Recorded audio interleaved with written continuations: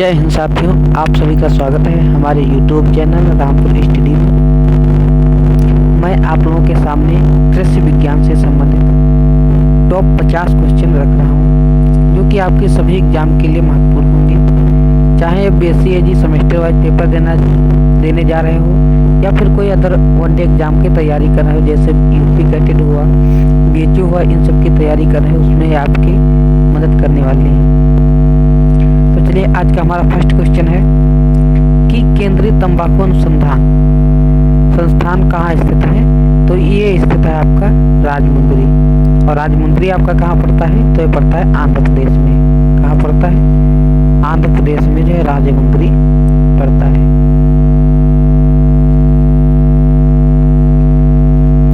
फिर question number अगला दिया हुआ है कि मृदा का सक्रिय घटक है।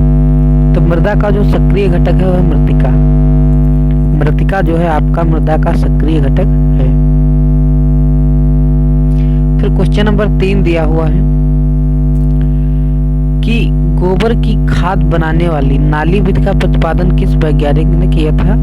तो ये वैज्ञानिक थे आपके CN आचार्य। इन्होंने जो है नाली विधि का प्रतिपादन किया था। गोबर की खाद बनाने वाली नाली विधि का प्रतिपादन आपके CN आचार्य नामक वैज्ञानिक ने किया था।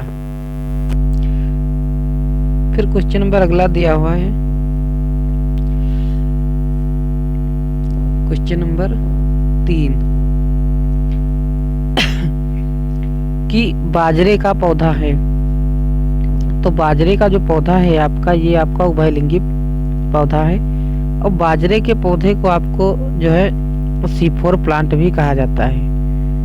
C4 प्लांट, ये आपका जो है बाजरे का पौधा C4 प्लांट है। फिर क्वेश्चन नंबर अगला दिया हुआ है क्वेश्चन नंबर 5 है कि भारतीय बीज अधिनियम पारित किया गया। तो ये किस वर्ष पारित हुआ? तो ये पारित हुआ था आपका 1966 में। 1966 में आपका बीज अधिनियम पारित हुआ था। और 1966 में ही आपकी 1966-67 में आपकी हरित क्रांति चलाई गई थी। कौन सी क्रांति? हरित क्रांति चलाई गई थी। इसको आप लोग ध्यान रखिएगा।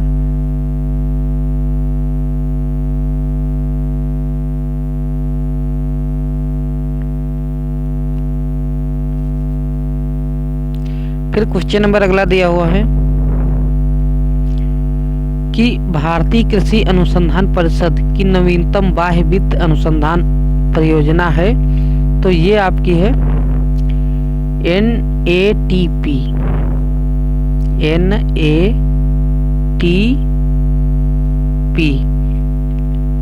ये आपकी भारतीय कृषि अनुसंधान परिषद की नवीनतम बाह्य वित्त अनुसंधान परियोजना है। फिर क्वेश्चन नंबर अगला दिया हुआ है क्वेश्चन नंबर 7 कि जिब्रेलिक अम्ल को सर्वप्रथम किस वैज्ञानिक ने खोजा था या किसने खोजा था।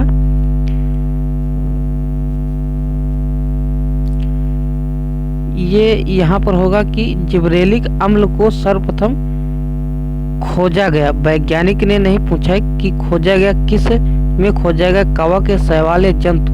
तो ये खोजा गया था आपका कवक में। किसमें खोजा गया था? कवक में। यहाँ पर वैज्ञानिक ने नहीं पूछा है कि किस वैज्ञानिक ने खोजा था।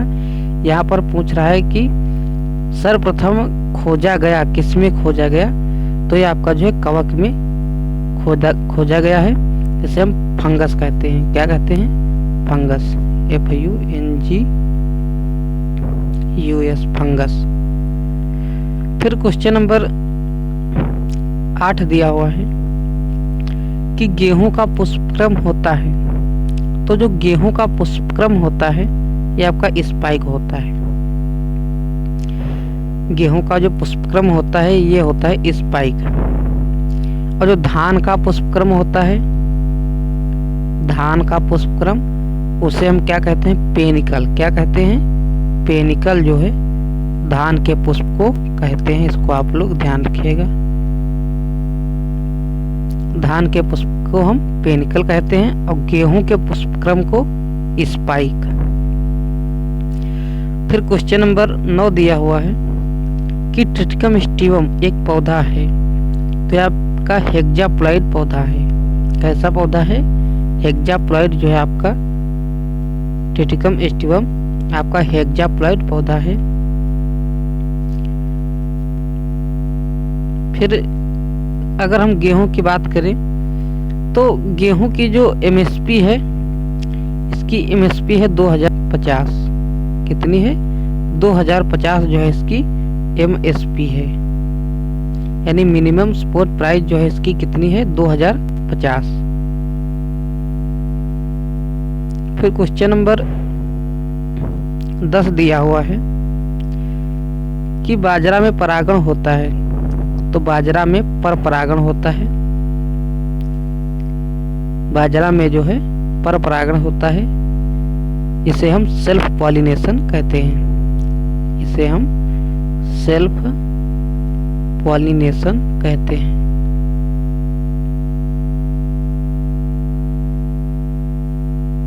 पॉलिनेशन इसी को कहते हैं। फिर क्वेश्चन नंबर 11 दिया हुआ है कि रसारोहण के लिए कोहेसिव बल सिद्धांत प्रतिपादित किया था। जो रसारोहण का बल है किस वैज्ञानिक ने प्रतिपादित किया था? तो एक वैज्ञानिक थे आपके डिक्सन एवं जैली। ये वैज्ञानिक थे जिन्होंने रसारोहण का सिद्धांत का प्रतिपादन इन्होंने किया था, डिक्सन एवं जैली ने। इसको आप लोग ध्यान रखिएगा। फिर क्वेश्चन नंबर 12 दिया हुआ है कि रसारोहण में ऊपर की ओर जल गति करता है, किसके द्वारा जल ऊपर की ओर गति करता है? तो ये होता है जाइलम के द्वारा। या ऐसे पूछ सकता है कि वृक्षों में जो जल ऊपर चढ़ता है वो किसके द्वारा चढ़ता है? तो ये जाइलम के द्वारा चढ़ता है। इसको आप लोग ध्यान रखिएगा। फिर क्वेश्चन नंबर 13 दिया हुआ है कि अफीम में प्रमुख एल्केलाइड होता है, तो जो अफीम होता है उसमें जो है आपका मार्फिन पाया जाता है। क्या पाया जाता है? मार्फिन आपका एक तत्व होता है जो कि विषैला तत्व होता है, वो आपका मार्फिन पाया जाता है अफीम में। और अगर हम निकोटीन की बात करें तो ये आपका पाया जाता है तंबाकू में। किसमें पाया जाता है? तंबाकू में जो है आपका निकोटीन पाया जाता है। इसको आप लोग ध्यान रखिएगा।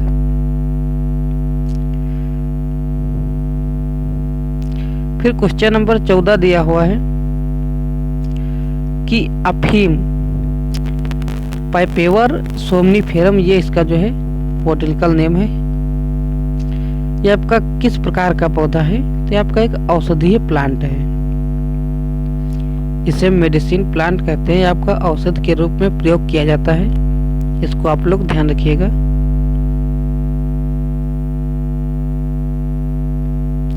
फिर क्वेश्चन नंबर 15 दिया हुआ है कि राष्ट्रीय अंगूर अनुसंधान केंद्र, तो ये आपका स्थित है पुणे। पुणे आपका कहाँ पड़ता है? तो पुणे महाराष्ट्र में पड़ता है। पुणे महाराष्ट्र, इसको आप लोग ध्यान रखिएगा। फिर क्वेश्चन नंबर अगला दिया हुआ है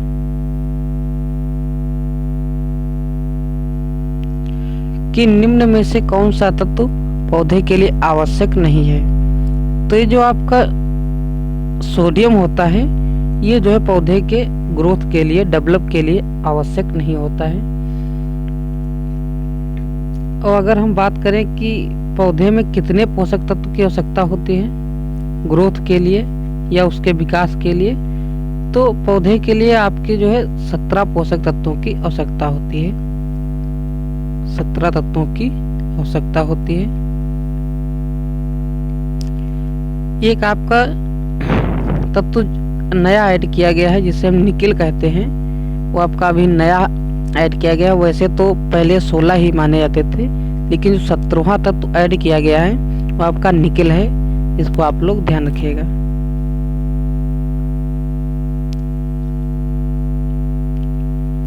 फिर क्वेश्चन नंबर 17 दिया हुआ है कि पोषक मैग्नीशियम पाया जाता है या किस रूप में पाया जाता है? तो ये आपका पाया जाता है डोलोमाइट के रूप में मैग्नीशियम पाया जाता है। इसको आप लोग ध्यान रखिएगा, मोस्ट इम्पॉर्टेंट क्वेश्चन है। फिर क्वेश्चन नंबर 18 दिया हुआ है कि मक्का का मुख्य कीट निम्न में से अलग करें। तो ये जो है तना छेदक होता है। मक्का का जो कीट होता है ये तना छेदक कीट होता है। फिर क्वेश्चन नंबर अगला दिया हुआ है कि सोयाबीन के बीज को बोने की गहराई, यानी जो सोयाबीन जब बुआई करते हैं तो उसकी गहराई कितनी सेंटीमीटर रखी जाती है? तो रखी जाती है 3 से 5 सेंटीमीटर। सोयाबीन की जो है गहराई रखी जाती है 3 से 5 सेंटीमीटर। फिर क्वेश्चन नंबर अगला दिया हुआ है कि फूल गोभी का वानस्पतिक नाम। तो ये होता है ब्रेसिका ओलेरेसिया बारबरोटाइटिस। ब्रेसिका ओलेरेसिया बारबरोटाइटिस जो है फूल गोभी का वानस्पतिक नाम होता है। फिर क्वेश्चन नंबर 21 दिया हुआ है कि जेल मीटर परीक्षण किया जाता है। तो ये किया जाता है आपकी पेक्टिन की मात्रा ज्ञात करने में। जेल मीटर परीक्षण किया जाता है पेक्टिन की मात्रा ज्ञात करने के लिए। फिर अगला क्वेश्चन दिया हुआ है आपका, क्वेश्चन नंबर है 22 कि राजस्थान में बेर की काट छांट के लिए उपयुक्त कौन सा समय होता है? तो ये होता है आपका मई जो महीना होता है, इसमें जो है राजस्थान में बेर की काट छांट के लिए उपयुक्त समय माना जाता है। फिर क्वेश्चन नंबर 23 दिया हुआ है कि जेट्रोफा, इसे हम सफेद अरंड भी कहते हैं, यह जेट्रोफा सकर्स भी कहा जाता है। ये यूफोरबिएसी कुल का सदस्य है। यूफोरबिएसी कुल का सदस्य है। निम्न उपयोग आता है, किस काम आता है? तो आपका डीजल के रूप में जो है इसका प्रयोग किया जाता है। जेट्रोफा जो होता है ये आपका एक औषधीय प्लांट भी होता है। ये यूफोरबिएसी कुल का होता है और डीजल के रूप में इसका प्रयोग किया जाता है। इसको आप लोग ध्यान रखिएगा।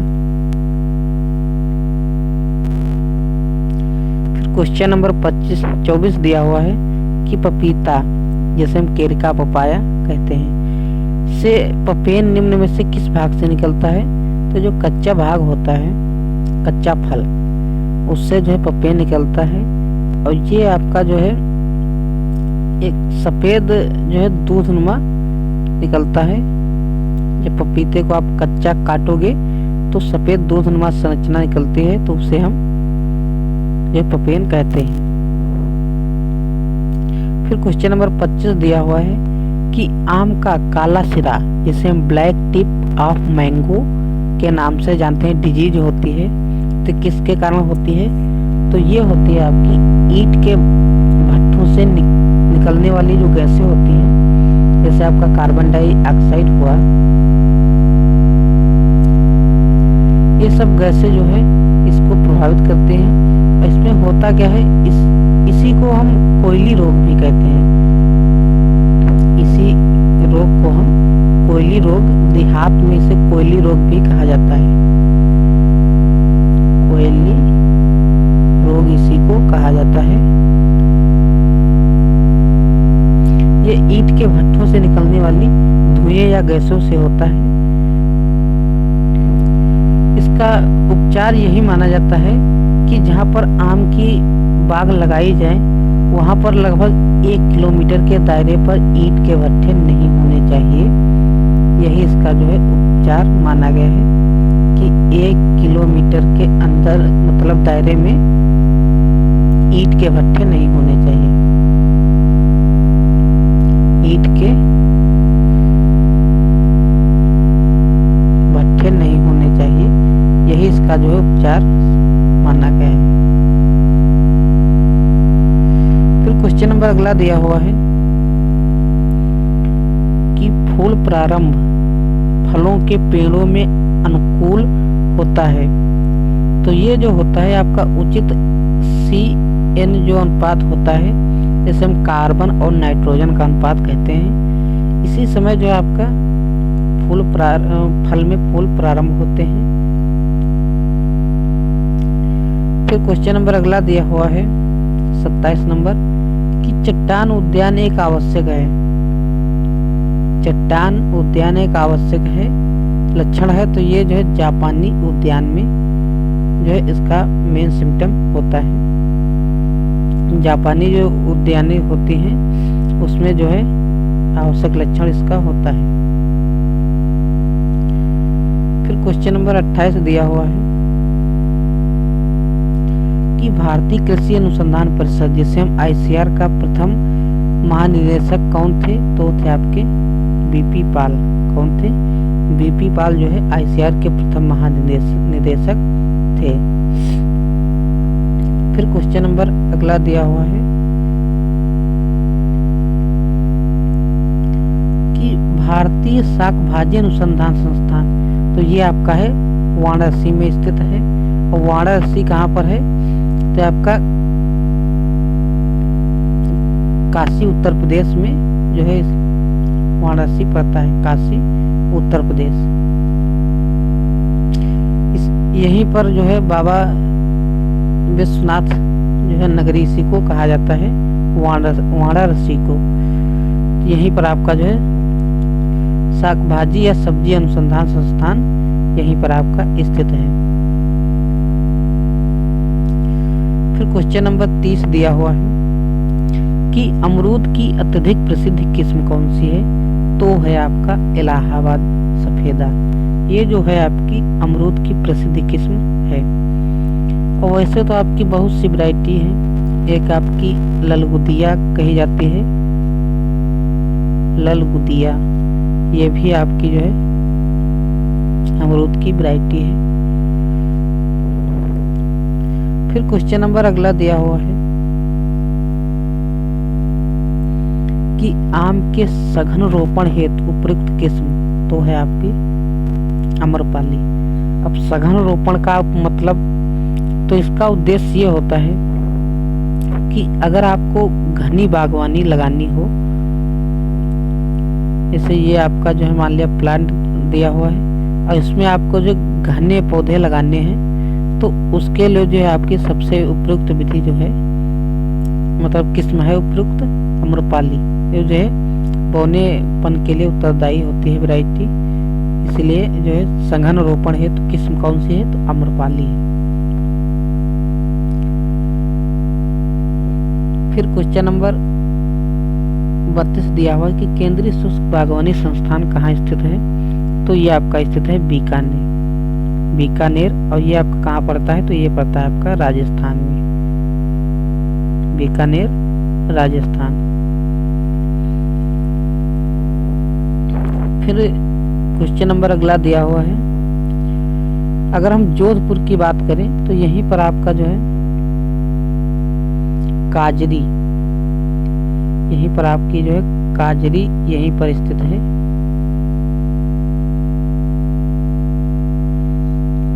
जोधपुर में आपकी काजरी स्थित है। फिर क्वेश्चन नंबर अगला दिया हुआ है कि मधु स्रावण करने वाला कीट कौन सा है? तो ये आपका जो सरसों का एक चेपा कीट लगता है, ये आपका मधु स्रावण करने वाला कीट होता है, इसको आप लोग ध्यान रखिएगा। फिर क्वेश्चन नंबर 34 दिया हुआ है कि नीम आधारित जीवनाशी है। तो नीम आधारित जो जीवनाशी है वो आपका है मार्गोसाइड। ये आपका जो नीम आधारित जीवनाशी है, ये नीम की जो है झाड़ से खत्म हो जाता है। जिस नीम में जो कड़वाहट होती है उसकी कड़वाहट से आपका मार्गोसाइट जो रोग होता है ये नष्ट हो जाता है। फिर क्वेश्चन नंबर 35 दिया हुआ है कि छाछिया रोग के नियंत्रण हेतु उपयोग में आने वाला कवकनाशी कौन सा है? तो ये है आपका केराथेन जो ये आपकी कवकनाशी है, यो छाछिया रोग के नियंत्रण हेतु प्रयोग किया जाता है। फिर क्वेश्चन नंबर 36 दिया हुआ है कि नींबू में कैंकर रोग होता है, ये किसके कारण होता है?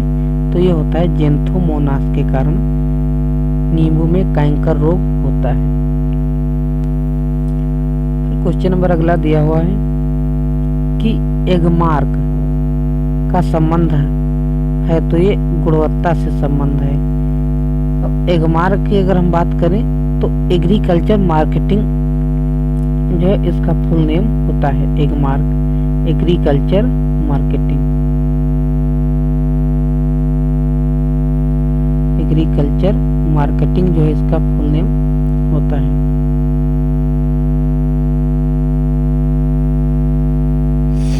फिर क्वेश्चन नंबर अगला दिया हुआ है कि न्यूनतम समर्थन मूल्य घोषित करने चाहिए, यानी ये किस समय पर करनी चाहिए, तो ये आपकी फसल बुआई से पहले करनी चाहिए। जो एमएसपी होती है इसी को हम न्यूनतम समर्थन मूल्य कहते हैं, एमएसपी। तो ये कब घोषित करनी चाहिए, तो ये आपकी जो है फसल बुआई से पहले।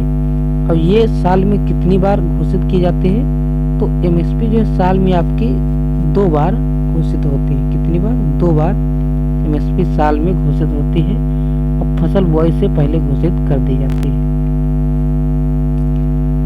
फिर क्वेश्चन नंबर अगला दिया हुआ है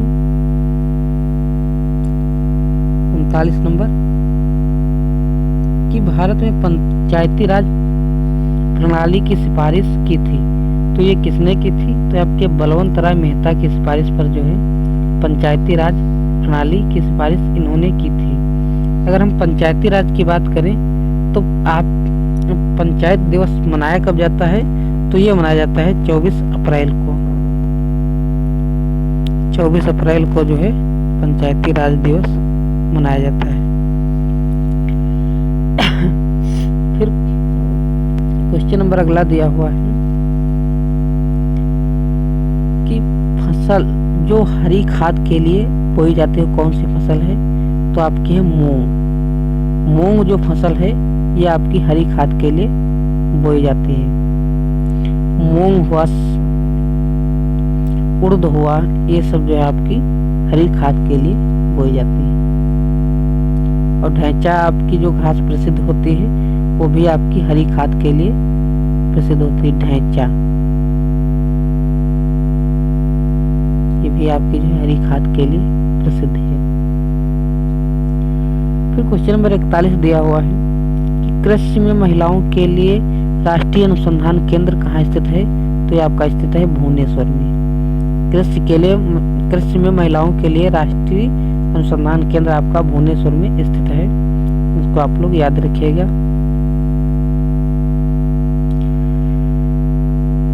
तो आई होप आपको समझ में आ रहा होगा।